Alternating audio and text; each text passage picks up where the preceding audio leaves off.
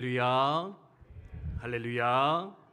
네, 11월의 첫 번째 주일, 성령 강림 후 21번째 주일에 우리 국방대학교 교회 오신 여러분들을 주님의 이름으로 환영합니다. 하나님께서 예비하신 사랑과 은혜가 충만히 부어지는 복된 이 시간 되기를 주님의 이름으로 축원드립니다. 우리 양옆에 있는 분들과 인사 한번 나눠볼까요? 네, 사랑합니다, 축복합니다. 네, 오늘도 참 잘 오셨습니다. 한 번 더 인사하겠습니다. 네, 오늘도 참 잘 오셨습니다. 네, 감사합니다. 프랑스의 철학자 샤르트르가 이런 말을 남겼다고 합니다. 우리네 인생은 B와 D 사이의 C입니다. 우리 인생은 B와 D 사이의 C입니다. 이게 무슨 말이냐? B는요, birth, 탄생을 의미하고요. D는 death, 죽음을 의미합니다. C는 choice, 선택을 의미하는 것인데, 그래서 이것을 풀어 설명해 보자면 우리네 인생이라는 것은 탄생과 죽음 사이에 수많은 선택의 연속이다. 선택의 결과로 이루어지는 것, 그것이 바로 우리네 인생일 것인데, 그래서 우리는 무엇을 선택하며 살아가는가, 그것이 너무나 중요한 것이다. 그는 우리에게 가르치며 도전하는 거 볼 수가 있습니다. 무엇을 입을까? 무엇을 먹을까? 누구와 살까? 어떤 일을 할까? 이처럼 크고 작은 선택의 결과들이 모여서 결국에 우리의 인생으로 결론 내게 될 것인데, 그러므로 우리는 항상 나는 무엇을 선택하며 살아가고 있는가? 그래서 나는 어떤 인생을 만들어가고 있는가? 돌아보며 점검할 필요가 있을 것 같습니다. 그런데요, 이 명제 앞에서 또 한 가지를 두렵고 떨리는 마음으로 돌아보게 됩니다. 그것이 뭐냐? 선택이 곧 우리의 인생이 될 것인데, 선택의 결론이 곧 우리의 인생으로 결론 내게 될 것인데, 그렇다면 우리 믿는 자들은, 크리스천들은, 성도들은 하나님 앞에서 어떤 선택을 하며 살아가야 될까? 하나님이 우리에게 바라시는 인생의 모습, 선택해야 되는 그 삶의 모습이 있을 것인데, 과연 그것이 무엇인가 또 돌아보며 생각해 보게 되는 것 같습니다. 물론 여러 가지가 있겠지요. 여러 가지 해야 될 것들이 있습니다. 그런데 오늘은 읽었던 이 고린도후서 1장의 말씀을 통해서 우리 성도들이 항상 붙잡고 선택해야 될 중요한 가치가 있음을 발견하게 됩니다. 그것이 무엇이냐? 오늘 설교의 제목인데요, 다시 한번 다 같이 읽어보도록 하겠습니다. 함께 읽습니다. 시작. 네, 한 번 더 시작. 그렇습니다. 성도된 자로서 우리가 취하여 선택해야 될 것들이 여러 가지가 있습니다. 근데 그 여러 가지 것들 중에서 또 한 가지 중요한 것을 뽑아 생각해 보자면, 우리는 어떠한 상황 가운데 놓여 있을지라도 그럼에도 불구하고 소망을 선택하는 자, 희망을 선택할 수 있는 자, 그것이 바로 성도요, 성도의 정체성이라 하나님께서는 말씀하고 있다라는 겁니다. 우리 같은 고린도후서의 말씀은요, 사도 바울 선생님께서 고린도 교회 성도들을 위해 쓰셨던 편지가 되겠습니다. 왜 이 편지를 쓰게 되었느냐? 여러 가지 설명들이 있는데, 가장 유력한 것은 뭐냐면은 그 당시에 어려움 가운데 빠져 있던, 고난 가운데 빠져 있던 이 고린도 교회의 성도들을 위로하기 위해서, 격려하기 위해서 쓰여진 편지, 이것이 바로 고린도 후서일 것이다 생각을 하고 있습니다. 그 당시 고린도 교회에 어떤 어려움이 있었냐면요, 외부적으로는 이단의 유혹이 있었습니다. 잘못된 가르침을 가지고 성도들을 계속 미혹하려는 시도와 도전들이 그들 가운데 계속 찾아왔다는 겁니다. 그뿐이 아닙니다. 유대인들을 중심으로 해서요, 이 고린도에 있는 성도들을 핍박하고 박해하는 자들이 많이 있었는데, 그래서요, 외부적으로 수많은 어려움, 환난, 박해가 몰려드는 것, 그것이 바로 고린도 교회 성도들의 상황이었습니다. 근데요, 이뿐이 아닙니다. 외부적인 어려움도 있는데 내부적인 어려움도 있습니다. 어떤 어려움이었느냐?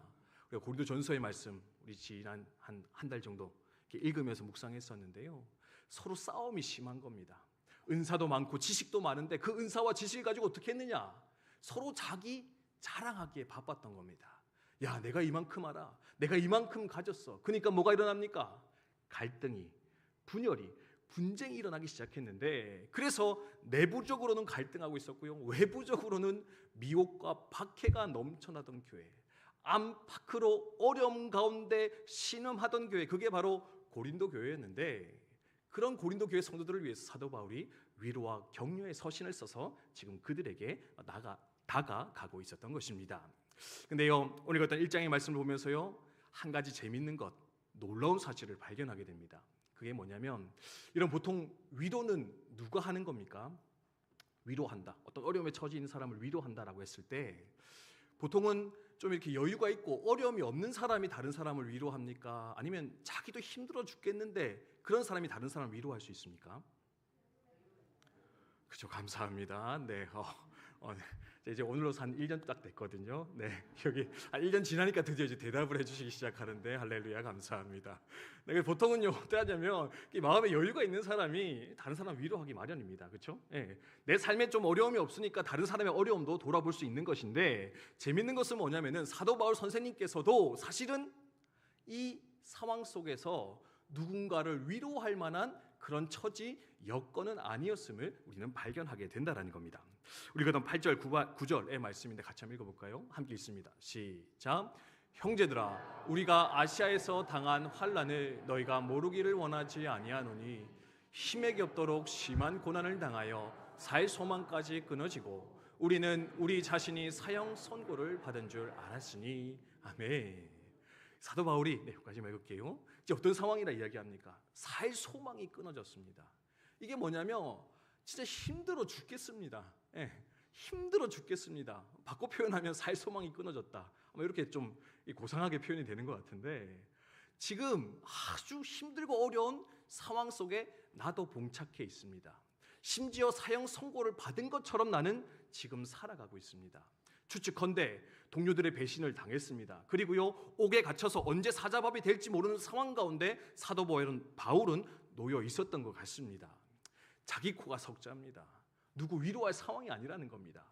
위로 받아도 부족할 상황, 그게 바로 사도 바울의 상황이었는데, 근데 놀라운 게 뭔지 아십니까? 이 살 소망이 끊어지고 아무 희망이 없어 보이는 그때에 사도 바울은요, 절망을 선택하는 것이 아니라, 낙심을 선택하는 것이 아니라 도리어 그 상황 속에서 희망을 단단히 붙잡고 다시금 우뚝 일어나 자신의 길을 걸어가는 것을 발견할 수 있다라는 겁니다. 그뿐입니까? 내가 희망을 가졌는데요, 그 희망 가지고 누구에게 그 희망을 또한 전하고 있느냐?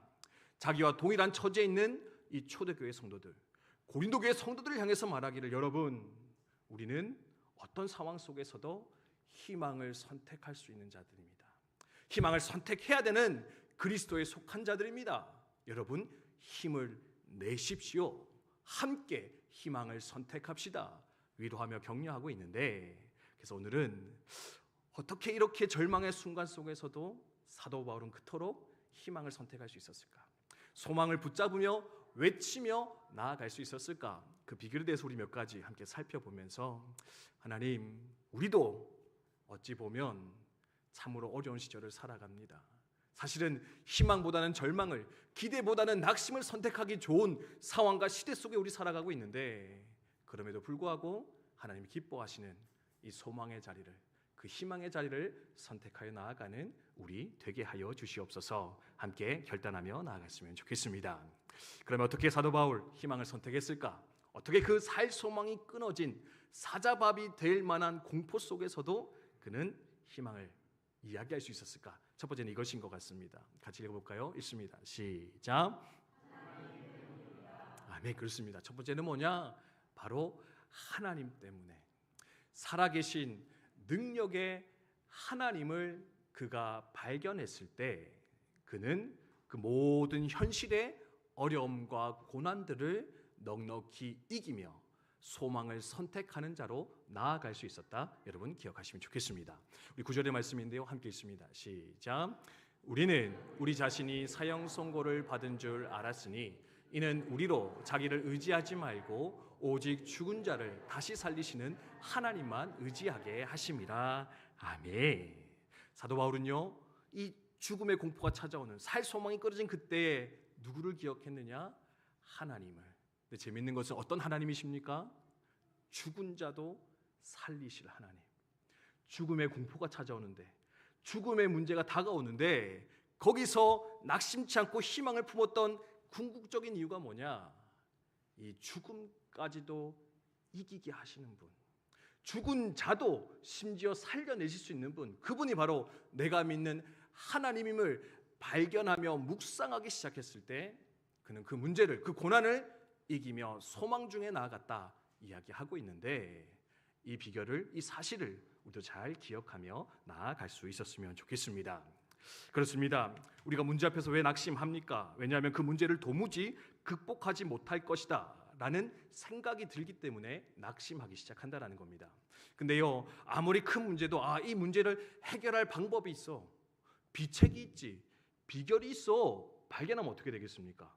더 이상 그 문제 때문에 낙심하는 게 아니라, 그렇죠?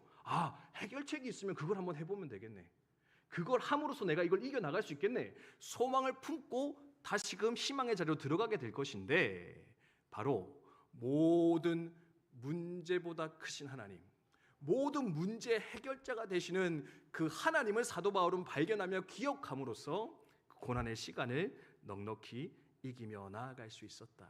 이것이 바로 승리의 비결이라 우리 가운데 말씀해 주고 있습니다.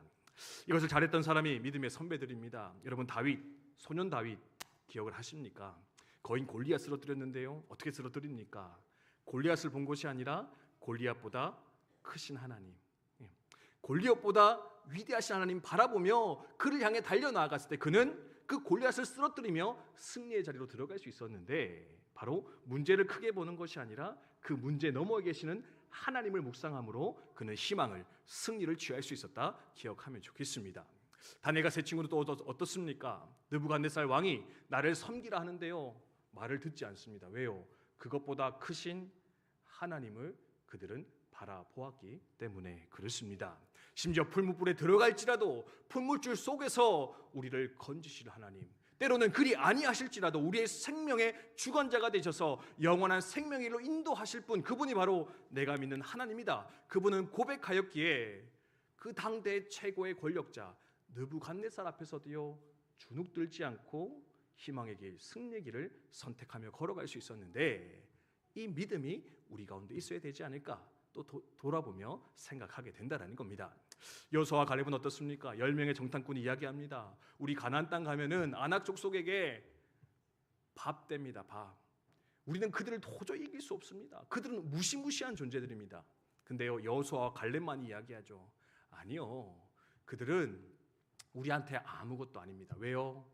하나님이 우리와 함께 하시면, 여호와 하나님이 우리와 함께 하시면 그들은 아무것도 아닐 것인데, 그들은 그 크고 능한 아낙이 아니라, 아낙 자손들이 아니라 더 크고 위대한 하나님 바라볼 때 비로소 그들은 승리의 길, 희망의 길을 걸어갈 수 있었다.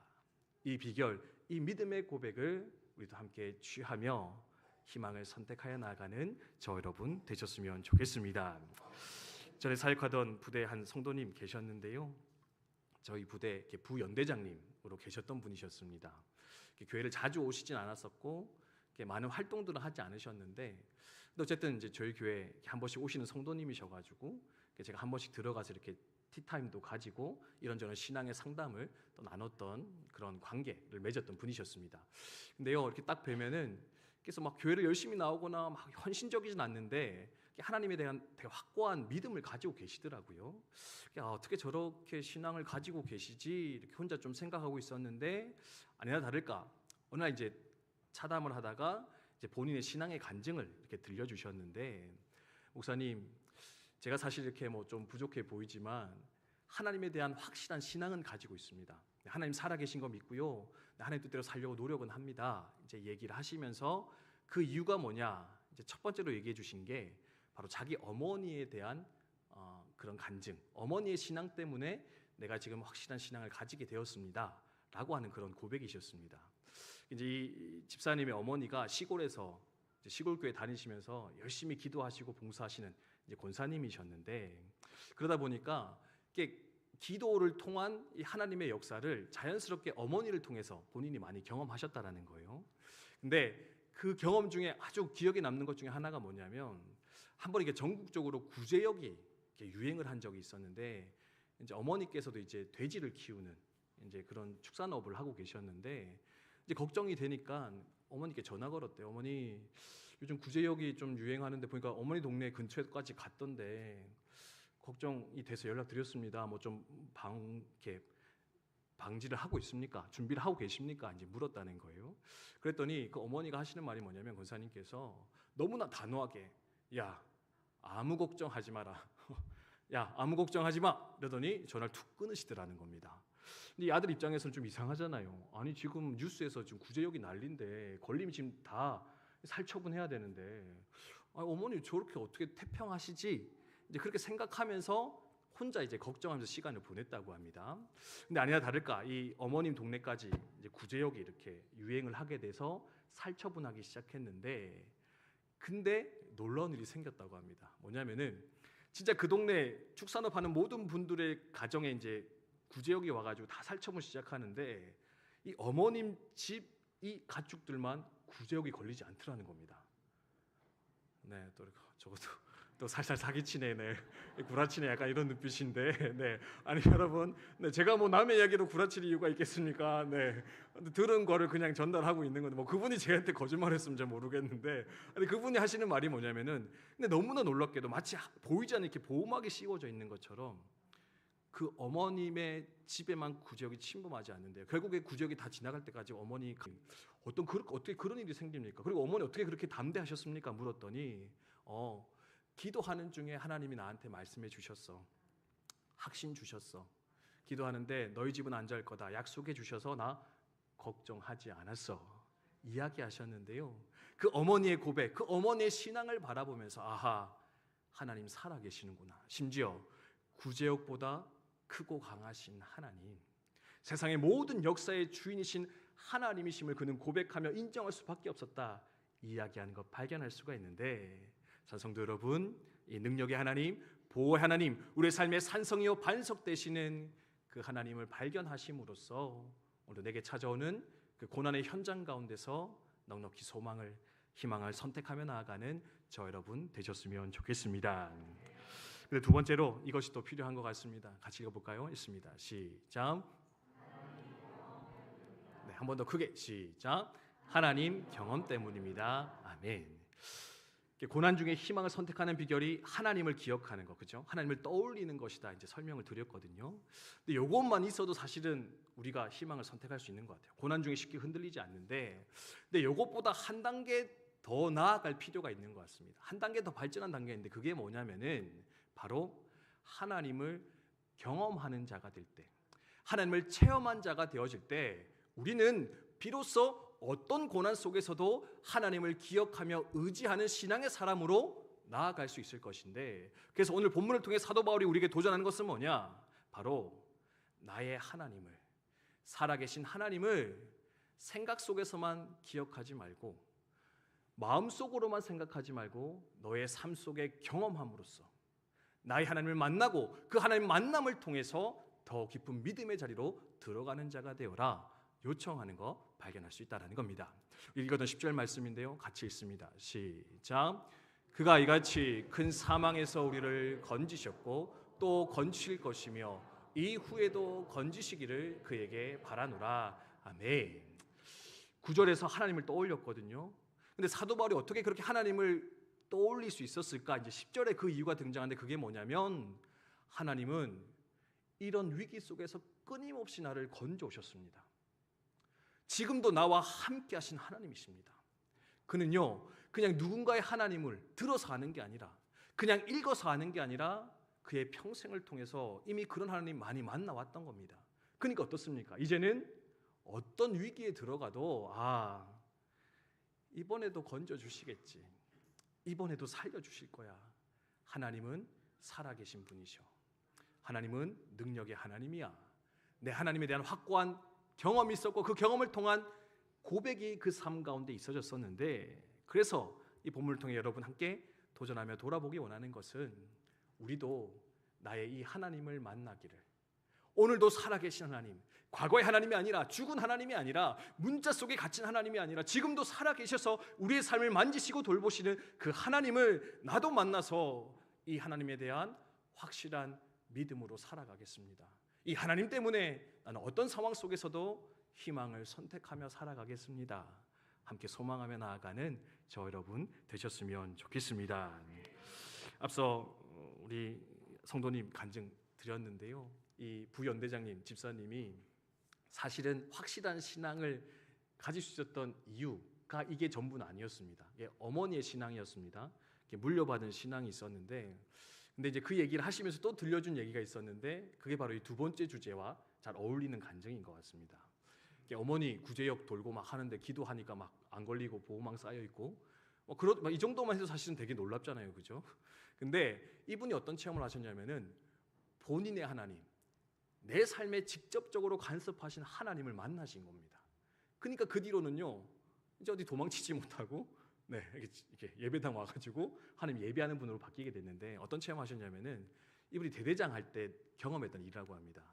이분 이제 해강안을 지키는 부대에서 근무하셨었는데, 한 번은 용사 하나가 이렇게 강한 경계 근무를 쓰다가 훈련을 하다가 훈련 나갔다가 이 총을 강바닥에 떨어뜨리는 실수를 해버린 겁니다.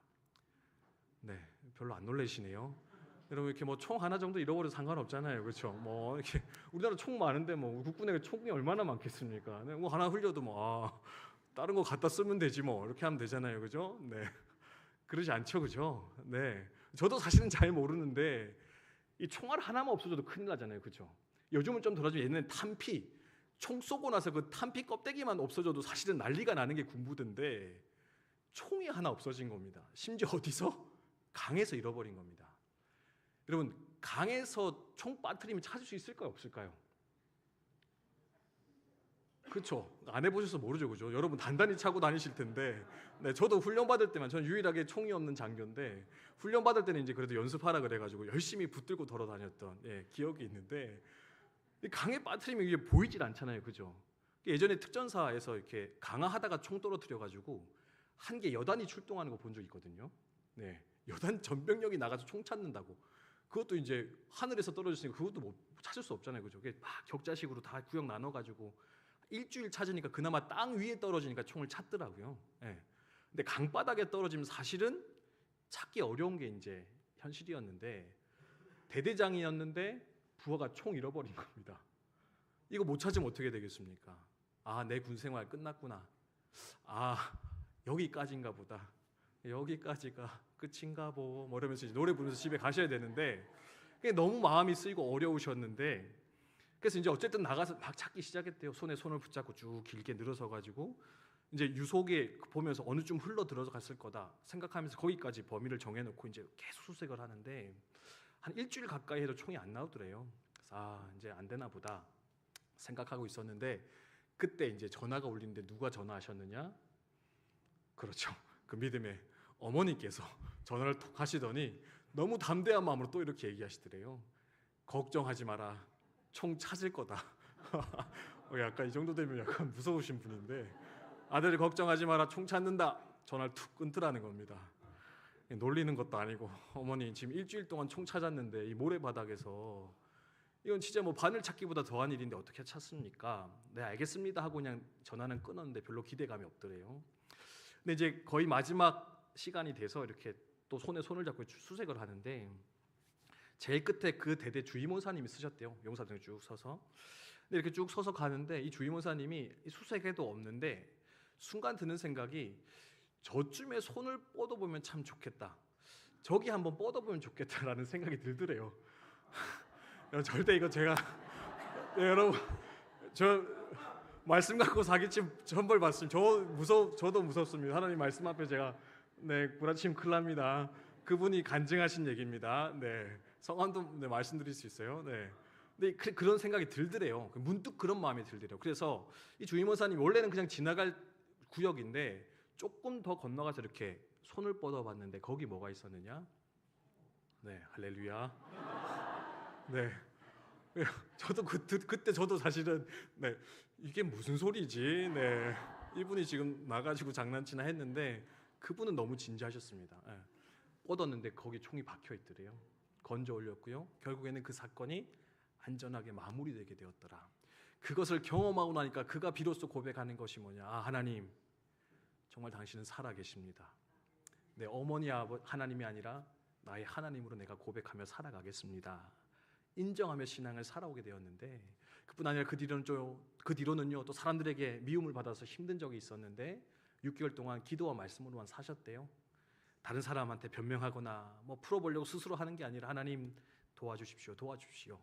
기도했더니 6개월 딱 지나고 나니까 상황을 반전시켜 주는데 자신을 비난했던 그 모든 사람들이 오히려 자신의 문제가 드러나기 시작하고 본인은 혐의 없음, 문제 없음이 되어서 군생활을 오히려 더 잘하게 된 그 비결을 또한 경험하게 되었다라고 간증하면서 결국에는 내 하나님을 경험하게 될 때, 내 하나님을 만나게 될 때 우리는 비로소 하나님을 모든 상황 속에서 하나님을 인정하며 고백하는 자로서 성장하며 변화되게 될 것인데, 여러분 혹 아직도 내가 만난 하나님, 나의 하나님이 아니라 누군가의 하나님으로 잇대어 살아가는 분들 계시다면 부디 이 군생활 중에 또 일상의 여정 속에서 또는 내가 처한 이 고난 속에서 하나님, 나의 하나님으로 찾아와 주시옵소서. 내가 하나님을 만나기를 소망합니다. 그렇게 기대하며 결단하여 나가는 저 여러분 되셨으면 좋겠습니다.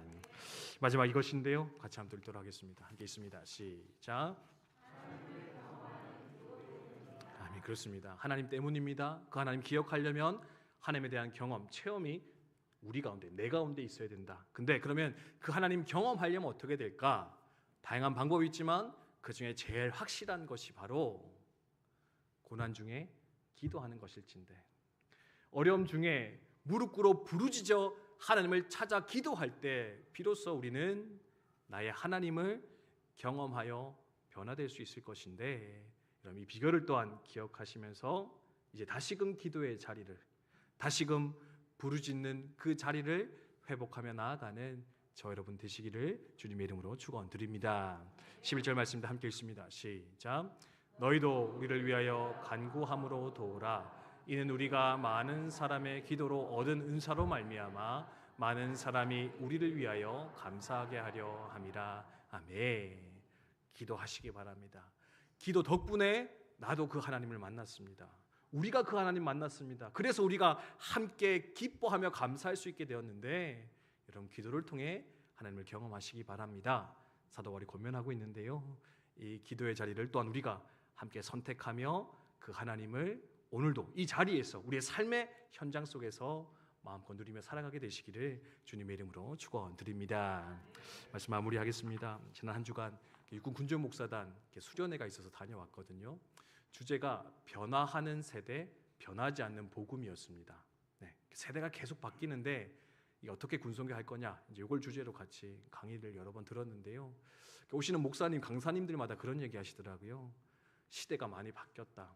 세대가 많이 바뀌었습니다. 그래서 교회가 어려워질 거고 군선교가 힘들어질 것입니다. 목사님들 긴장하십시오. 이제 그 얘기 해주러 많이들 오셨더라고요.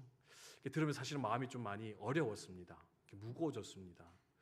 내가 군생활 얼마 할지 모르겠지만 어쨌든 목회자로서 내 평생을 살아내야 되는데 이 한국 교회가 처한 현실, 이 군교회가 처한 현실을 어떻게 극복해 나갈 수 있을까 생각하면서 마음이 많이 무너지고 괴로운 시간들을 보내게 되었던 것 같습니다. 근데요, 어느 목사님 통해서 마지막엔 그런 위로를 주시더라고요. 아무리 어려워도, 아무리 힘들어도 이 문제보다 크신 하나님이 우리와 함께 하고 계십니다. 하나님이 이 또한 주관하고 계십니다. 그러니 우리가 실망하며 근심하며 이 일을 할 것이 아니라 하나님을 더욱 바라보면서 더욱 온전한 믿음으로써 이 길을 걸어갈 때 하나님께서 이 모든 어려움을 극복할 만한 해결책을 우리 가운데 주시지 않겠습니까? 믿음으로 함께 걸어갑시다. 권면하며 용기를 주시는 것 발견할 수 있었습니다. 우리도 군선교뿐만 아니라 개인의 삶에서, 가정에서 이런저런 어려움 때문에 힘들어하며 괴로워하는 분들 있지 않을까 생각 드는데요. 다시금 기도의 자리를 회복하여서 또한 그 기도의 자리에서 하나님을 만나고 하나님을 믿는 믿음으로 회복되어져서 오늘도 다시금 희망을 선택하며 살아가는, 소망을 기쁨으로 누리며 살아가는 우리 국방대